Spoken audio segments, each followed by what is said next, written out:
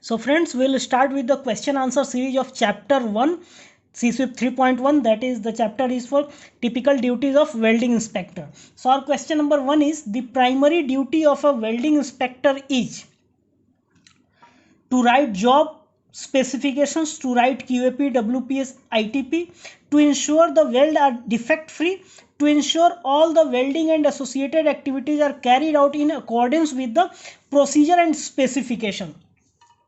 So during explanation of main responsibilities, I had explained code compliance. So code compliance is one of the major and main responsibility of a welding inspector. To write the job specification and to write the QAP, WPS, ITP is the work of contractor or the contractor engineer. And to ensure the weld are defect free is not a responsibility of a welding inspector. So the answer will be D, that is to ensure all the welding and associated activities are carried out in accordance with the procedure and specification. This is nothing but code compliance. Now question number 2. Question number 2 asks, generally speaking, a welding inspector as a minimum requirement shall be. So according to this question, it is asking that what should be a minimum requirement of a welding inspector. So they have given 5 options. First one is must have thorough knowledge of NDT, must have thorough knowledge of metallurgy, must have knowledge of interpretation of radiographs, no, none of the above, and all of the above. So I'd give you a 2-second time. Please think and answer. Okay, all right. So the answer will be, see, a welding inspector must not be, thorough in NDT. It is not at all expected that a welding inspector should be thorough in NDT. So this option, no chance. Second one is must have thorough knowledge of metallurgy. This is also not required. A welding inspector must not have a thorough knowledge of metallurgy. Third one is must know the interpretation of radiographs. No. See, during certain contracts, a client may ask a welding inspector to do the radiography interpretation. But if that is the case, then that welding inspector should be radiography level 2. Otherwise, there is no requirement that the welding inspector should know the interpretation of radiography films. So this also will be not applicable. Hence, finally, we have none of the above and all of the above. So all of the above will not be correct. Hence, our answer will be D, none of the above. So this was question 1 and 2. Now we shall move to question number 3. The question number 3 asks, quality assurance is. So friends, during explanation of this chapter, I had not explained what is quality assurance, but I had told that a welding inspector is a part of quality control. So let me explain briefly that what is QA and QC. Then we'll understand the answer. See, QA is, suppose if you have a fabrication process or any process, and in that process there are several activities like A, B, C, D, E and F. And after F, our finished product comes out.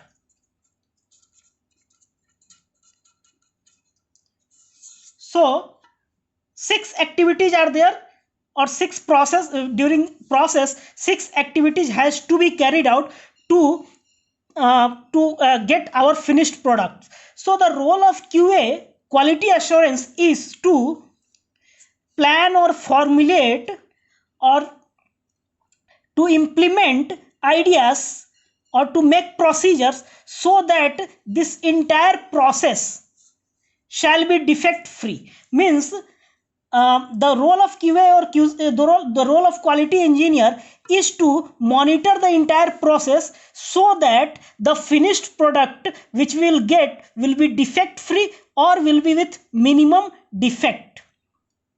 Hence QA formulate procedures, QA gives ideas, QA monitor the process so that this finished product will be defect free. And the role of QC is to check the finished product. So QC will check the finished product, either it will accept or hold or reject. So this is about QA and QC.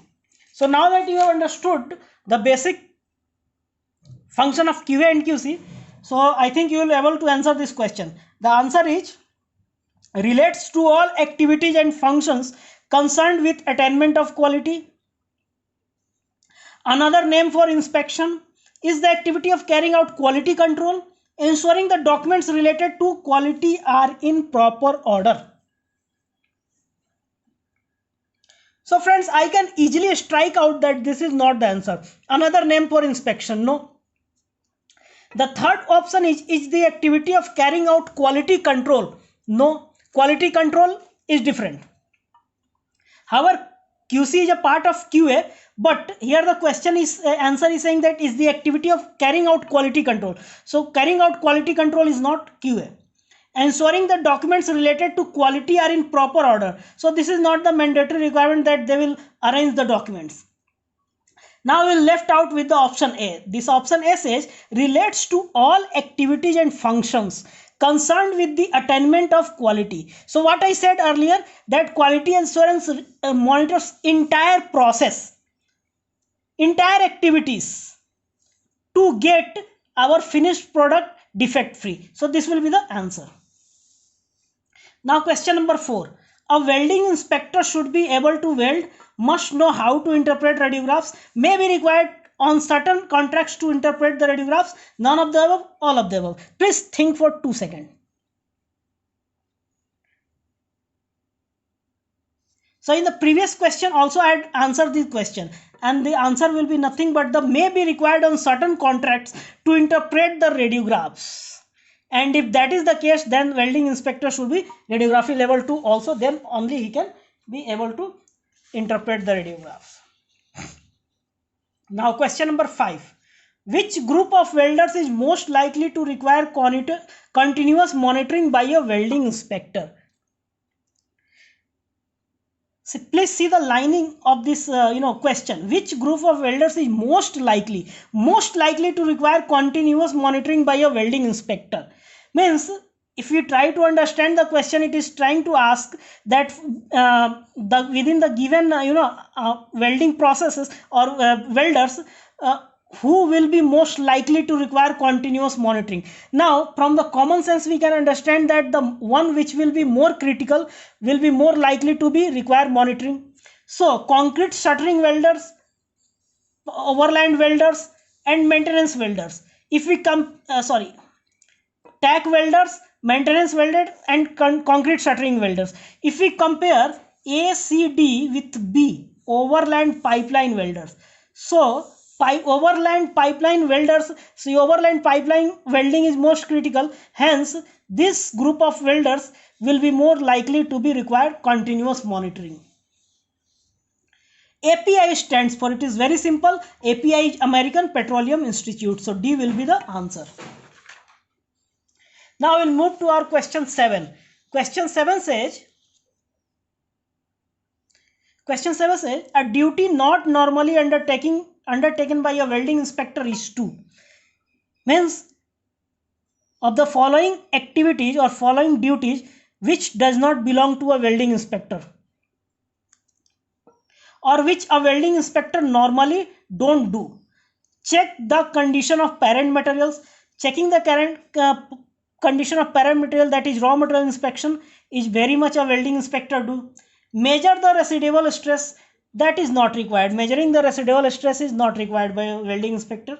Check calibration certificates. Yes, in the lecture also I told you that if you are using some gauge or some measuring aids, then you have to check whether that is in proper visual good condition, and second one is that it has been calibrated by an approved lab. So checking the calibration certificate is a work of welding inspector. Check consumable condition. Yes, consumable condition shall also be checked before welding and during welding also, as I explained in the lecture earlier. So our answer will be B, measure residual stresses. This is not a work of welding inspector under normal condition. Under most circumstances, which of the following do you consider to be a duty of a welding inspector? Means of these duties, which will be the most likely to be done by a welding inspector? First, writing the WPS. No, writing the WPS is a work of supplier or vendor or contractors, engineers work. Supervision of welders, qualifying welders, all of the above, none of the above. See, all of the above we can strike out because the first option is no. Now we have three options: supervision, qualifying, none of the above. So supervision of welders and qualifying welders. See, during fabrication process, there may be a chance that a new welder come, or or you have approved WPS and PQR. Now you want to qualify your welders. So this work, qualifying the welders, can be done by a welding inspector. However, supervision of welders not required to be done by a welding inspector. Under main responsibilities, I had explained that code compliance and workmanship control and documentation control is the duties of a welding inspector. But workmanship control doesn't mean that it should be supervision. So supervision of welder is not an answer. So our answer will be C. Now we'll see question number 9.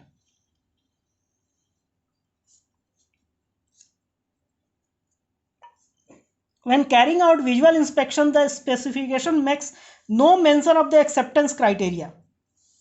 What should the welding inspector do? Carry out normal visual inspection, seek advice from higher authority, will not carry out visual inspection, rewrite the acceptance criteria in specification. Please think for a second.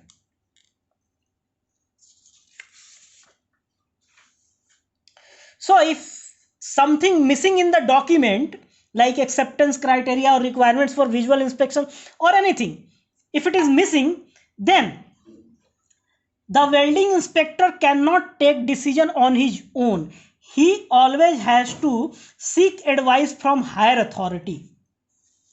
So whenever a question comes like this, that something is missing, something is not given, what should a welding inspector do? You have to always select this option: seek advice from higher authority. The other options like carry out normal visual inspection, no. Will not carry out, no. If there is something missing, it doesn't mean that welding inspector will not do his work. He will discuss with his higher authority and will act accordingly. Rewrite the acceptance, no, not. So our answer will be B. Now question number 10. A welding inspector main attributes include. It's a very simple question and I explained in the lecture also. Knowledge is the main attribute of a welding inspector. Integrity and honesty is the main attribute of a welding inspector. He should be a good communicator. This is also a main attribute of a welding inspector. I have explained this during the earlier lecture. Hence, all of the above will be our answer. Now next question, question number 11. A code of practice for visual inspection of high integrity jobs should cover. This is what I explained during the lecture, and it should be before, during and after welding. Now a code of practice. What is a code of practice? A standard for workmanship quality only, a set of rules and guidelines for manufacturing a product, a specification for the finished product, all of the above. Please think for a second.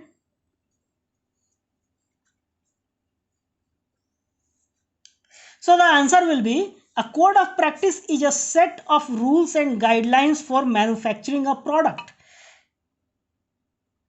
In a code of practice, all the things, all the rules or the guidelines are given from start to finish of a manufacturing of a product, like ASME section 8 division 1. So the answer will be B.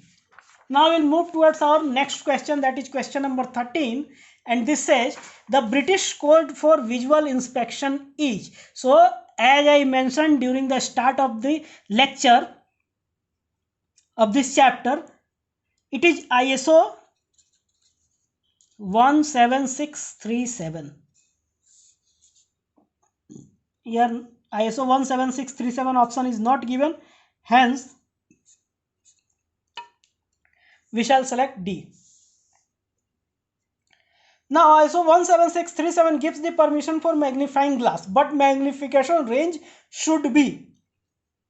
So this is what I had not explained during the lecture, because I wanted to explain during the question answer series, and the answer is X2 to X5. As per visual inspection code, that is ISO 17637, the magnification range should be X2 to X5. So friends, with this we have completed the question answer series. I request you all to please watch the complete video if you like the concept, and also share the link with your friends and colleagues too. Friends, I hope you like this video, and please write in the comment box that shall I continue this series or not. So friends, thank you very much.